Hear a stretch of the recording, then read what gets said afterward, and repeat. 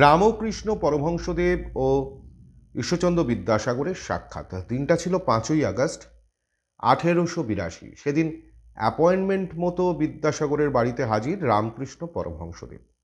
Appointment মতো বললাম, তার কারণ হচ্ছে ঈশ্বরচন্দ্র বিদ্যাসাগর তখন জীবন্ত কিংবদন্তি।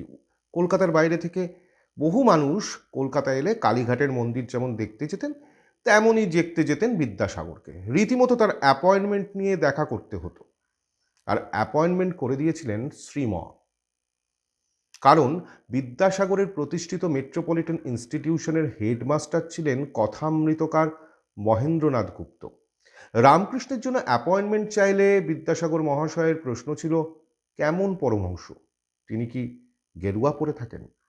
বিদ্যাসাগরের দেওয়ার সময়ে 1882 সালের 5ই আগস্ট বিকেল 4টায় মহেন্দ্রনাথ ও আরও দুজনকে নিয়ে ঘোড়ার গাড়িতে করে রামকৃষ্ণ পরমহংসদেব বাদুর বাগানের বাড়িতে উপস্থিত হলেন। চণ্ডীচরণ বন্দ্যোপাধ্যায়ের বিদ্যাসাগর বইতে এই সাক্ষাতের কথা লেখা আছে।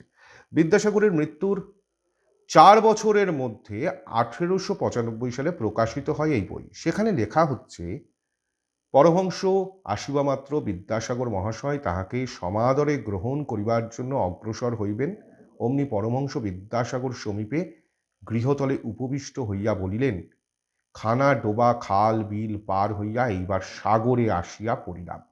প্রত্যুত্তরে বিদ্যাসাগর মহাশয় বলিলেন, এসে পড়েছেন, আর তো উপায় নাই। 2-1 ঘটি নোনা জল তুলিয়া লইয়া যান, এ সাগরে নোনা জল ভিন্ন আর কিছুই পাইবেন না। পরমহংস বলিলেন, সাগর তো কেবল লবণের নহে, ক্ষীর সমুদ্র, দধি সমুদ্র, মধু সমুদ্র প্রভৃতি আরও অনেক সমুদ্র আছে। আপনি তো আর অবিদ্যার সাগর নহেন, আপনি বিদ্যার সাগর। আপনাতে রত্ন লাভই হইয়া থাকে। যখন আসিয়াছি রত্ন লইয়াই যাইব, নোনা জল কেন তুলিব? এইরূপ কথা কাটাকাটির পর পরস্পরের কথাবার্তা খুব জমিয়া গেল। আলাপও বহুক্ষণ ধরিয়া হইল।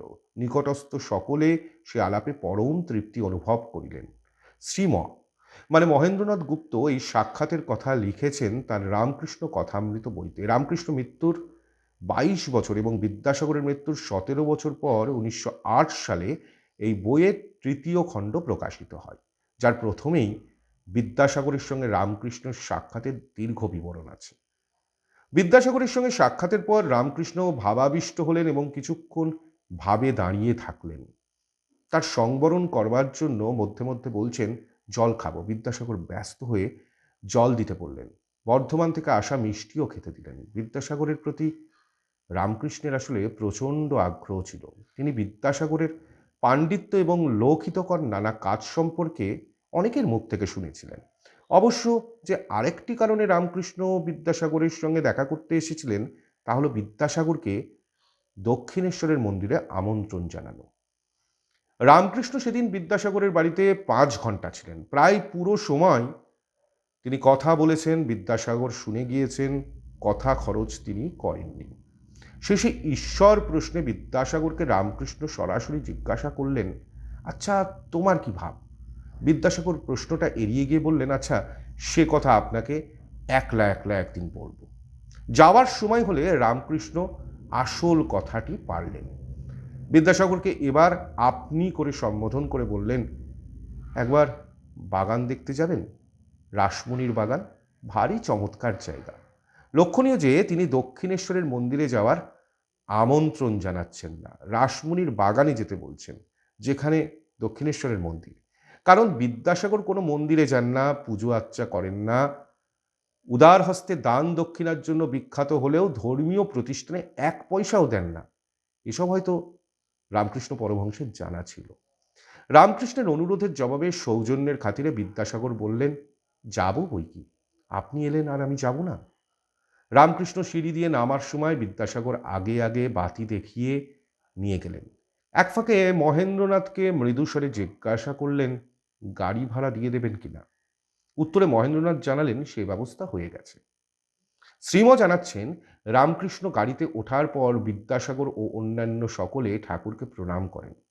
একজন 62 বছরের পণ্ডিত কি সত্যিই একজন 46 বছরের সাধুকে প্রণাম করেছিলেন? অনেকেই এ নিয়ে প্রশ্ন তুলেছেন। কোনো কোনো লেখক অবশ্য বলেছেন বিদ্যাসাগর হয়তো রামকৃষ্ণকে নমস্কার করেন। সেদিন বিদ্যাসাগরের সঙ্গে সাক্ষাৎ করে বিদ্যাসাগর সম্পর্কে রামকৃষ্ণের কৌতূহল মেটেনি। রামকৃষ্ণ বলেছিলেন আরও দু একবার তার বিদ্যাসাগরকে দেখা দরকার, কিন্তু সেই সুযোগ আর হয়নি। তবে রামকৃষ্ণ অধীর আগ্রহে অপেক্ষায় ছিলেন বিদ্যাসাগরের দক্ষিণেশ্বর যাওয়ার, কিন্তু সৌজন্যের খাতিরে যাবেন বললেও বিদ্যাসাগর কোনোদিনই দক্ষিণেশ্বরে যাননি। অপেক্ষা করে করে রামকৃষ্ণ অধৈর্য হয়ে মহেন্দ্রনাথকে একদিন জিজ্ঞাসাই করে ফেললেন, বিদ্যাসাগর সত্য কথা কয় না কেন? সেদিন বলেছিল আসবে, কিন্তু এলেন না। পণ্ডিত আর সাধুতে অনেক তফাৎ। এই ছিল বিদ্যাসাগর এবং রামকৃষ্ণ পরমহংসদেবের সাক্ষাৎ। আমার ভিডিও যদি ভালো লাগে তাহলে অবশ্যই কলকাতা থ্রোব্যাক ফেসবুক পেজটিকে ফলো করুন। ইউটিউবেও আমরা আছি কলকাতা থ্রোব্যাক নামে, আর ইনস্টাগ্রামে হাজির। আর কলকাতা সম্পর্কে যদি নতুন নতুন তথ্য পেতে চান তাহলে অবশ্যই কমেন্ট বক্সে জানান। আপনারা প্রশ্ন করুন, সেই প্রশ্নের যথাসম্ভব উত্তর দেওয়ার আমি চেষ্টা করব।